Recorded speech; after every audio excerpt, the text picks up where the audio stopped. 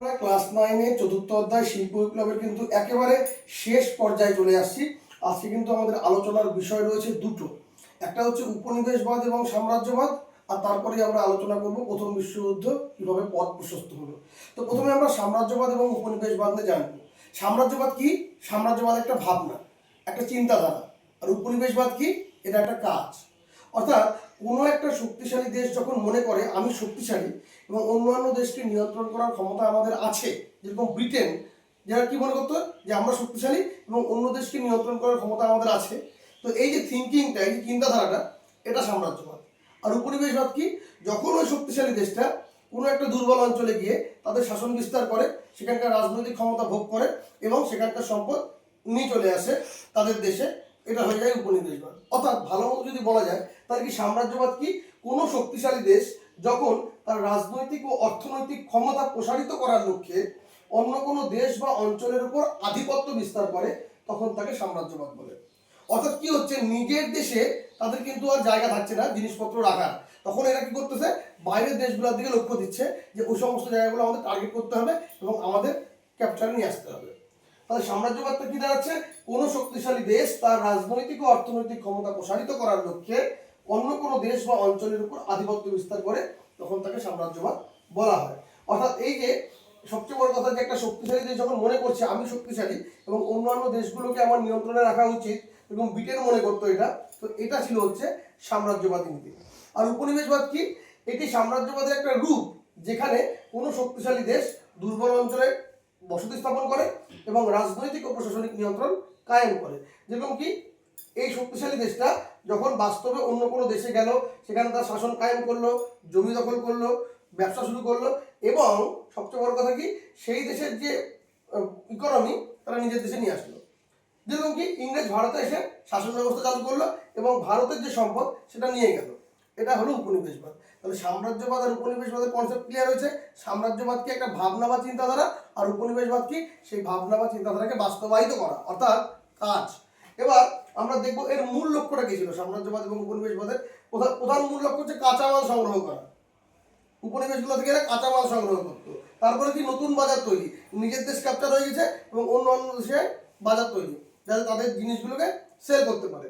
আর কি, অর্থনৈতিক মুনাফা লাভ করা এবং রাজনৈতিক আধিপত্যকে কায়েম করা, এটা ছিল এদের মূল লক্ষ্য। আচ্ছা, এখানে বেশ কয়েকটা সালমূলক ঘটনা আছে যেটা আমাদের দেখতে লাগবে। প্রথমে আমরা 1840 খ্রিস্টাব্দকে দেখব। এখানে দুটো ঘটনা ঘটছে। একটা, নিউজিল্যান্ড কিন্তু ব্রিটিশ সাম্রাজ্যভুক্ত হচ্ছে। নিউজিল্যান্ড ব্রিটিশ সাম্রাজ্যভুক্ত হচ্ছে কবে? 1840-এ। আর সবচেয়ে মূল গুরুত্বপূর্ণ বিষয়, এই 1840 খ্রিস্টাব্দে কিন্তু প্রথম আফিম যুদ্ধ শুরু হচ্ছে। প্রথম আফিম যুদ্ধে কিন্তু চীনের সাথে ইংল্যান্ডের দ্বন্দ্ব হচ্ছে। মাথায় রাখতে হবে, ঠিক তার 2 বছরের মাথায় 1842 খ্রিস্টাব্দে নানকিং সন্ধি হচ্ছে। আর এই নানকিং সন্ধির ফলে ইংল্যান্ড কিন্তু চীনে বিশেষ বাণিজ্যিক অধিকার পাচ্ছে। এখানে একটা গুরুত্বপূর্ণ বিষয়, চীনা তরমুজ দ্বিখণ্ডীকরণ, যেটা কিন্তু আমাদের বা চীনের যে ব্যবচ্ছেদ, এটা কিন্তু আমাদের 4 নম্বরের ক্ষেত্রে অনেক সময় অনেক স্কুলে 8-এও দিয়ে দেয়, অনেক সময় আবার 2 নম্বরেও আসে। চীনের তরমুজি দ্বিখণ্ডীকরণ, চীনকে একটা তরমুজ মনে করে ছোট ছোট করে ভাগ করে করে করে করে তারা কিন্তু শাসনের যে জায়গাটা কিন্তু আস্তে আস্তে সূত্রপাত হয়। এরপরে আমরা দেখবো 1849 খ্রিস্টাব্দে সুয়েজ খাল খননের কাজ শুরু হচ্ছে, যেটা শেষ হচ্ছে 1869 খ্রিস্টাব্দে। আর এই সুয়েজ খালটা ছিল কিন্তু যাতায়াতের মূল পথ। মাথায় রাখতে হবে, সুয়েজ খালের গুরুত্ব খুবই গুরুত্বপূর্ণ প্রশ্ন মানচালের জন্য। এরপরে 1856 খ্রিস্টাব্দে কি হচ্ছে?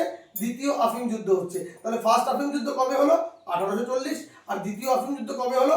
1856। মাথায় রাখতে হবে 1870 থেকে 1914 এই যে টাইম পিরিয়ডটা, এটা ছিল সাম্রাজ্যবাদের যুগ। অর্থাৎ পুরো বিশ্ব দখলের প্রতিযোগিতার যে টাইমিংটা, সেটা ছিল 1870 থেকে 1914। আর 1875 থেকে 1913 এটা ছিল কিন্তু সশস্ত্র শান্তির যুগ। সশস্ত্র শান্তির যুগ, অর্থাৎ এখানে কি হচ্ছে, শান্তি আছে কিন্তু ভিতরে ভিতরে যুদ্ধের প্রস্তুতি চলছে। মাথায় রাখতে হবে 1885 খ্রিস্টাব্দে বার্লিন সম্মেলন হচ্ছে, যেখানে কি বেলজিয়াম কিন্তু অগ্রণী ভূমিকা পালন করছে। এবং বেলজিয়াম, আগে আলোচনা করেছিলাম, বেলজিয়াম একটা উপনিবেশ করেছিল আফ্রিকার দিকে, কঙ্গো, মনে আছে তো? তো এই আফ্রিকা মহাদেশকে ইউরোপীয় শক্তিগুলির মধ্যে ভাগাভাগি করা হচ্ছে, আফ্রিকা ব্যবচ্ছেদ। চতুর্থ অধ্যায় থেকে চীন এবং আফ্রিকার ব্যবচ্ছেদ বা চীনা তরমুজ দ্বিখণ্ডীকরণ, এই পার্টটা কিন্তু খুবই গুরুত্বপূর্ণ। সুয়েজ খাল গুরুত্ব, এটাও কিন্তু গুরুত্বপূর্ণ। বিভিন্ন স্কুলে কিন্তু এই প্রশ্নগুলো এসে থাকে। এরই পরে আমরা দেখবো 1899 খ্রিস্টাব্দে উন্মুক্ত দ্বার নীতি, যেটা আমেরিকার পররাষ্ট্রমন্ত্রী জন হে কিন্তু ঘোষণা করছে। বোঝা যাচ্ছে? এর ফলে কি হচ্ছে, আমেরিকা চীনের বাজারে প্রবেশাধিকার পাচ্ছে। এরপরে আমরা দেখব 1910 খ্রিস্টাব্দে দক্ষিণ আফ্রিকা স্বায়ত্ত মানে স্ব আয়ত্তে শাসন করার অধিকার পাচ্ছে। মাথায় রাখতে হবে, আফ্রিকাকে আগে বলা হতো কিন্তু অন্ধকারাচ্ছন্ন মহাদেশ। কাকে অন্ধকারাচ্ছন্ন মহাদেশ বলা হতো? আফ্রিকাকে। এই সেই আফ্রিকা 1910 খ্রিস্টাব্দে কিন্তু স্বায়ত্ত শাসন পাচ্ছে। এবার দেখো এই পুঁজিবাদ এবং সাম্রাজ্যবাদ, পুঁজিবাদের যে কনসেপ্ট, এই সাম্রাজ্যবাদের যে ব্যাপারটা, লেনিন কি বলছে এটাকে? এখানে একটা উক্তি দিয়ে প্রশ্ন করতে পারে 1 নম্বরে। তো যেটা প্রশ্ন হতে পারে যে imperialism the highest stage of capitalism. যদি বাংলায় বলা হয়, লেনিনের মতে সাম্রাজ্যবাদ হলো পুঁজিবাদের সর্বোচ্চ স্তর। পুঁজিবাদের সর্বোচ্চ স্তর, এই উক্তিটিকে করেছিলেন লেনিন। মাথায় রাখতে হবে। আর এই সমগ্র বিশ্বে ব্রিটেনের মানে ইংল্যান্ডের কিন্তু উপনিবেশ ছিল কিন্তু 75% ইংল্যান্ডের দখলে। তাহলে ইংল্যান্ডের দখলে কত পার্সেন্ট উপনিবেশ ছিল? 75%। এটা কেন? এবার আমরা দেখবো এখান থেকে প্রথম বিশ্বযুদ্ধের পথে কেমন করে যাচ্ছে। 1914 খ্রিস্টাব্দে প্রথম বিশ্বযুদ্ধ হচ্ছে, তার আগে ঘটনাগুলো কি কি ছিল। প্রথমেই আমরা দেখবো বিসমার্কের কূটনীতি জাদুঘর বলা হতো বিসমার্ক। আর বিসমার্কের রক্তলৌহ নীতি পড়ছো কিনা জানি না। তো এই যে পার্টটা খুবই গুরুত্বপূর্ণ, রক্তলৌহ নীতি, এটা কিন্তু প্রশ্ন আসতে পারে, 2 আসতে পারে, অনেক সময় 4-এও চলে আসে। যাই হোক, এখানে যে জার্মানির ঐক্যতে বিসমার্কের ভূমিকা আলোচনা করো, খুবই গুরুত্বপূর্ণ প্রশ্ন। তো বিসমার্কের কূটনীতি কি ছিল? বিসমার্ক চাইছিল প্রথমে জোট গঠন করতে। কি করতে? জোট গঠন করতে। প্রথমে তিনি কি হচ্ছে, 3 সম্রাটের চুক্তি করছে। 3 সম্রাট মানে 3টে সম্রাট একত্রিত হয়ে চুক্তি করছে। কবে করছে? 1873 খ্রিস্টাব্দে। তো বিসমার্কের উদ্যোগে জার্মানি, অস্ট্রিয়া ও রাশিয়ার মধ্যে কিন্তু একটা মৈত্রী অর্থাৎ বন্ধুত্বপূর্ণ চুক্তি হচ্ছে। পরবর্তীকালে 1878 খ্রিস্টাব্দে কিন্তু রাশিয়া এই 3 সম্রাটের চুক্তি কিন্তু ত্যাগ করছে। এরপরে ট্রিপল অ্যালায়েন্স 1882 খ্রিস্টাব্দে, এখানে কারা কারা ছিল? জার্মানি, অস্ট্রিয়া ও ইতালি। এদের উদ্দেশ্য কি ছিল? ফ্রান্সকে মিত্রহীন রাখা। এই যে মিত্রহীন রাখার ব্যাপারটা, এটা ছিল রি-ইন্স্যুরেন্স চুক্তি। এটা 1887 খ্রিস্টাব্দে স্বাক্ষরিত ছিল। 2 নম্বর ক্ষেত্রে আসতে পারে, 1 নম্বরও আসতে পারে, শূন্যস্থান পূরণ দিতে পারে। রি-ইন্স্যুরেন্স চুক্তি কবে হয়েছিল বা এর উদ্দেশ্য কি ছিল? মাথায় রাখতে হবে। পাল্টা জোট এবং সংকট। তো বিসমার্ক তো কূটনীতির মাধ্যমে জোট গঠন করলো, ফ্রান্সকে মিত্রহীন রাখার পরিকল্পনা করলো। এর বিরুদ্ধে পাল্টা জোট গঠন হচ্ছে, যেটা হচ্ছে ট্রিপল আতা, যেটা 1907 খ্রিস্টাব্দে হচ্ছে, এবং যেখানে কারা কারা ছিল? ইংল্যান্ড ছিল, রাশিয়া ছিল এবং ফ্রান্স ছিল। তো এখানে তার আগে, এই ট্রিপল আতাতের আগে কিন্তু একটা গুরুত্বপূর্ণ ঘটনা আছে, সেটা হচ্ছে আতাত কর্ডিয়াল, যেটা 1904 খ্রিস্টাব্দে হয়েছিল। তার ঠিক 3 বছর পরেই কিন্তু ট্রিপল আতাত হয়েছিল। তো আতাত কর্ডিয়াল কি? এটাও 2 নম্বরের ক্ষেত্রে আসতে পারে। ইংল্যান্ড ও ফ্রান্সের মধ্যে বন্ধুত্ব সম্পর্ক স্থাপনের জন্য কিন্তু এই চুক্তি স্বাক্ষরিত হয়েছিল। আতাত কর্ডিয়াল কি? একটা কিন্তু চুক্তি, যেটা কবে হয়েছিল? 1904 খ্রিস্টাব্দে। এর মোটো কি ছিল? ইংল্যান্ড ও ফ্রান্সের মধ্যে বন্ধুত্বের সম্পর্ক স্থাপন করা। যার পরবর্তীতে আমরা দেখতে পাচ্ছি ট্রিপল আতাত হচ্ছে 1907 খ্রিস্টাব্দে, যেখানে ইংল্যান্ড এবং ফ্রান্সের মধ্যে বন্ধুত্ব হচ্ছে। তো ইংল্যান্ড এবং ফ্রান্স আছে, এদিকে তো রাশিয়া ত্যাগ করে দিয়েছে, রাশিয়াদের মধ্যে যুক্ত হয়েছে। মাথায় থাকবে এটা। এবার ওয়েল পলিটিক নীতি, এটা 1910 খ্রিস্টাব্দে হয়েছিল। জার্মানির সম্রাট দ্বিতীয় উইলিয়াম কিন্তু এই বিশ্ব আধিপত্যের নীতি গ্রহণ করে। কে করেছিল ওয়েল পলিটিক? জার্মানির সম্রাট দ্বিতীয় উইলিয়াম। মাথায় রাখতে হবে। হ্যাঁ, আর রিয়াল পলিটিক কি করেছিল? বিসমার্ক। মাথায় রাখতে হবে, রিয়াল পলিটিক, ওয়েল পলিটিক, দুটার মধ্যে কিন্তু ভুলাই যায়। এরপরে বলকান লিগ 1912 খ্রিস্টাব্দে, এখানে কারা কারা আছে? গ্রিস, সার্বিয়া, মন্টিনিগ্রো এবং বুলগেরিয়াকে নিয়ে কিন্তু এই জোটটা গঠিত হচ্ছে। কারা কারা থাকতেছে? গ্রিস, সার্বিয়া, মন্টিনিগ্রো ও বুলগেরিয়া, এদেরকে নিয়ে কিন্তু এই জোটটা গঠিত হচ্ছে। আর বলকান সংকট এবং সমস্যা সবচেয়ে গুরুত্বপূর্ণ, এটাও কিন্তু আসতে পারে 4 নম্বরের ক্ষেত্রে, অনেক সময় 2 নম্বরের ক্ষেত্রে বলা যায়। অর্থাৎ প্রথম বিশ্বযুদ্ধের আগে সবচেয়ে বড় একটা আন্তর্জাতিক সংকট ছিল হচ্ছে বলকান সংকট বা সমস্যা, কিন্তু এখানে কিন্তু সরাসরি যুদ্ধ হয়নি। এবার সর্বস্লাভ আন্দোলনে কি হচ্ছে? সার্বিয়া কিন্তু এই আন্দোলনের নেতৃত্ব দিয়েছিল। নেতা কে ছিল? সার্বিয়া। সর্বস্লাভ আন্দোলন। তো এবার কি? যুদ্ধের সূত্রপাত, সিরাজোগা হত্যাকাণ্ড, যেটা প্রথম বিশ্বযুদ্ধের অন্যতম কারণ বা প্রত্যক্ষ কারণ বলা যায়। এটা হয়েছিল কবে? 28 জুলাই 1914। কি হয়েছিল এখানটায়? অস্ট্রিয়ার যুবরাজ কিন্তু এখানে হত্যা হয়েছিল, অস্ট্রিয়ার যুবরাজকে হত্যা করা হয়েছিল এবং সার্বিয়া এই দায়ভার কিন্তু গ্রহণ করেছিল। তো এখানে কি ঘাতক কে ছিল? ঘাতক ছিলেন হচ্ছে নাভ্রিলে প্রিন্স। এই নাভ্রিলে প্রিন্স কে ছিলেন? ইউনিয়ন অফ ডেথ সংগঠনের সদস্য। ইউনিয়ন অফ ডেথ সংগঠনের সদস্য কে ছিলেন? নাভ্রিলে প্রিন্স। ইনি কিন্তু এই হত্যাকাণ্ড যে ব্যাপারটা ছিল এর সাথে যুক্ত ছিলেন। সার্বিয়ার দায় কি? অস্ট্রেলিয়া বিরোধী আন্দোলনকে সমর্থন ও সার্ব জাতিকে মদত দেওয়ার জন্য সার্বিয়াকে দায়ী করা হয়। কি হচ্ছে?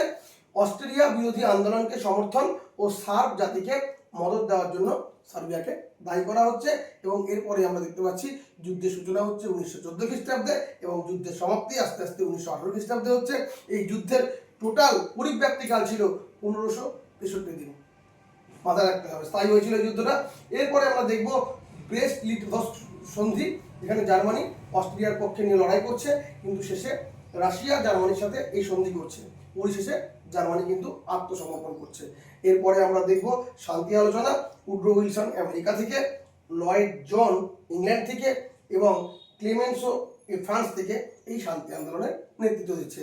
অর্থাৎ বিশ্বে একটা শান্তি বিরাজ করতে হবে, এত বড় একটা ভয়াবহ যুদ্ধ হলো, এত মানুষ মারা গেল, তো এই জন্য শান্তি আলোচনা হচ্ছে, যেখানে কিন্তু উড্রো উইলসন, লয়েড জন এবং ক্লিমেন্সো কিন্তু এই আলোচনায় নেতৃত্ব দিচ্ছে। তো এই হচ্ছে আমাদের টোটাল 4র্থ অধ্যায়, যেখানে আমরা স্টেপ বাই স্টেপ দেখলাম বিপ্লব শব্দের অর্থ কি, শিল্প বিপ্লব শব্দের অর্থ কি, শব্দটা প্রথম কে ব্যবহার করেছিল, কোথায় প্রথম শিল্প বিপ্লব হলো, কেন হলো, সেখানে কি কি সুবিধা ছিল, যে কারণে হলো, এর প্রভাব কি ছিল, এবং পরবর্তীতে অন্যান্য দেশে কিভাবে শিল্পায়নটা হলো এই আলোচনাটাও আমরা করেছি।